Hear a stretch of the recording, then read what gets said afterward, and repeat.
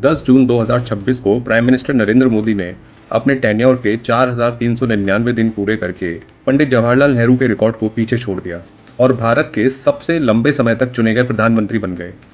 पंडित नेहरू ने 1952 से 1964 तक 4,398 दिन तक भारत का नेतृत्व किया, जबकि मोदी 26 मई 2014 से लगातार देश के प्रधानमंत्री बने हुए हैं।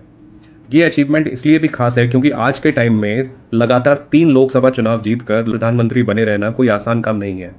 अब जब बात लॉन्गेस्ट सर्विंग प्राइम मिनिस्टर की हो रही है तो ये जानना भी दिलचस्प है कि आखिर भारत के लिए ज़्यादा बड़ा योगदान किसका था, पंडित जवाहरलाल नेहरू जिन्होंने आज़ाद भारत की नींव रखी, या नरेंद्र मोदी जिन्होंने 21वीं सदी के भारत को एक नई दिशा देने की कोशिश की। आज हम इन दोनों प्रधानमंत्रियों की तुलना राजनीतिक नारों से नहीं बल्कि इतिहास और तथ्यों के आधार पर करेंगे। 1947 में जब भारत आज़ाद हुआ तो उस समय हमारा देश पार्टीशन के दर्द से गुजर रहा था। लाखों लोग रिफ्यूजी बन चुके थे, इकोनॉमी कमज़ोर थी और इंडस्ट्रियल इंफ्रास्ट्रक्चर लगभग ना के बराबर था। साथ ही साथ भारत को डेमोक्रेटिक गवर्नमेंट चलाने का कोई खास एक्सपीरियंस नहीं था। ऐसे समय में पंडित जवाहरलाल नेहरू भारत के पहले प्रधानमंत्री बने।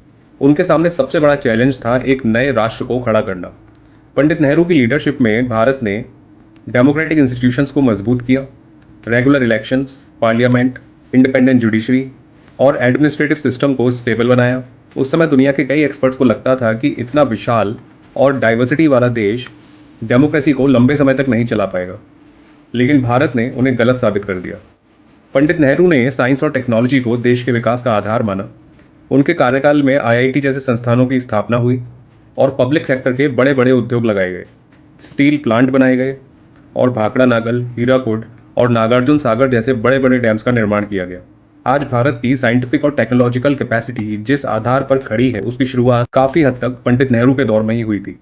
पंडित नेहरू का मानना था कि अगर भारत को अपनी गरीबी और पिछड़ेपन से बाहर निकलना है तो उसे वैज्ञानिक सोच और आधुनिक तकनीक को अपनाना पड़ेगा। उनके टेन्योर में आईआईटी खड़गपुर, दिल्ली, कानपुर, बॉम्बे और आईआईटी मद्रास जैसे बड़े बड़े इंस्टीट्यूट्स की नींव रखी गई। 1958 में साइंटिफिक पॉलिसी रेजोल्यूशन लाया गया जिसने भारत में साइंटिफिक रिसर्च को नई दिशा दी। इसी दौर में एटॉमिक एनर्जी प्रोग्राम को भी बढ़ावा दिया गया और होमी भाभा की लीडरशिप में एटॉमिक रिसर्च इंस्टीट्यूट का विकास हुआ। 1962 में Indian national committee for space research की स्थापना हुई, जिसे आगे चलकर इसरो के नाम से जाना गया। आज भारत का स्पेस प्रोग्राम और चंद्रयान, मंगलयान जैसी उपलब्धियां जिस आधार पर खड़ी हैं उसकी शुरुआती नींव पंडित नेहरू के समय में ही रखी गई थी। इसके अलावा CSIR यानी council of scientific and industrial research की लेबोरेटरीज का विस्तार, एम्स जैसी संस्थाओं की स्थापना और बड़े इंजीनियरिंग एंड रिसर्च सेंटर्स का विकास भी उसी दौर में हुआ। इसलिए ज़्यादातर हिस्टोरियंस पंडित नेहरू को भारत के वैज्ञानिक ढांचे का प्रमुख निर्माता मानते हैं। हालांकि पंडित नेहरू का टेन्योर विवादों से मुक्त नहीं था।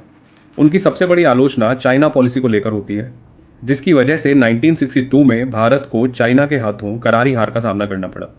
इसके अलावा उनकी इकोनॉमिक पॉलिसीज़ की वजह से गवर्नमेंट कंट्रोल और लाइसेंस व्यवस्था इतनी बढ़ गई कि उसको लाइसेंस राज बोला जाने लगा। कश्मीर मुद्दे पर लिए गए कुछ फैसलों को लेकर भी आज तक चर्चा होती है। अब बात करते हैं present prime minister Narendra Modi की। मोदी 2014 में जब प्रधानमंत्री बने तो भारत एक वेल स्टैब्लिश्ड डेमोक्रेसी बन चुका था और दुनिया की टॉप इकोनॉमीज़ में शामिल भी हो चुका था।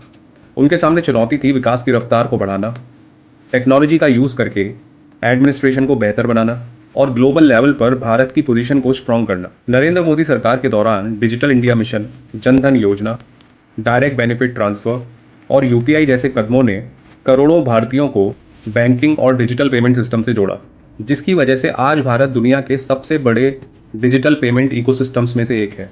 नरेंद्र मोदी सरकार ने इंफ्रास्ट्रक्चर पर भी बड़ा जोर दिया।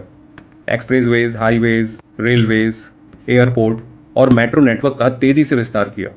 GST लागू करके पूरे देश को एक जैसे इनडायरेक्ट टैक्स सिस्टम के अंडर लाया गया और प्रोडक्शन बढ़ाने के लिए प्रोडक्शन लिंक्ड इंसेंटिव स्कीम भी शुरू की गई।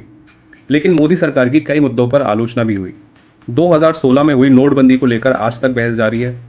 सपोर्टर्स का कहना है कि इससे डिजिटल पेमेंट को बढ़ावा मिला, जबकि क्रिटिक्स का मानना है कि इससे अनऑर्गेनाइज सेक्टर और छोटे कारोबारियों को काफ़ी नुकसान हुआ। अनएम्प्लॉयमेंट, सोशल पोलराइजेशन और कुछ पॉलिसी डिसीजंस को लेकर भी नरेंद्र मोदी सरकार की आलोचना होती रही है। इसके अलावा चुनावी चंदे के लिए लाई गई इलेक्टोरल बॉन्ड स्कीम काफ़ी बड़े विवाद का विषय बनी, जिसे 2024 में सुप्रीम कोर्ट ने अनकॉन्स्टिट्यूशनल डिक्लेयर करते हुए बंद कर दिया और इसकी जानकारी सार्वजनिक करने का आदेश दिया। नरेंद्र मोदी सरकार के दौरान यूथ के बीच सबसे ज्यादा चर्चा जिस मुद्दे की हुई वो था पेपर लीक। हालांकि पेपर लीक की समस्या नरेंद्र मोदी सरकार के पहले भी मौजूद थी, लेकिन हाल के वर्षों में हुई बड़ी घटनाओं ने एग्जामिनेशन सिस्टम की क्रेडिबिलिटी पर ही सवाल खड़ा कर दिया। सच्चाई ये है कि दोनों नेताओं ने अलग अलग भारत का नेतृत्व किया। पंडित नेहरू को एक नया देश बनाना था, जबकि नरेंद्र मोदी को उसी भारत को 21वीं सदी के चैलेंजेस के लिए तैयार करना था। इसलिए यह कहना आसान नहीं है कि कौन बेहतर था।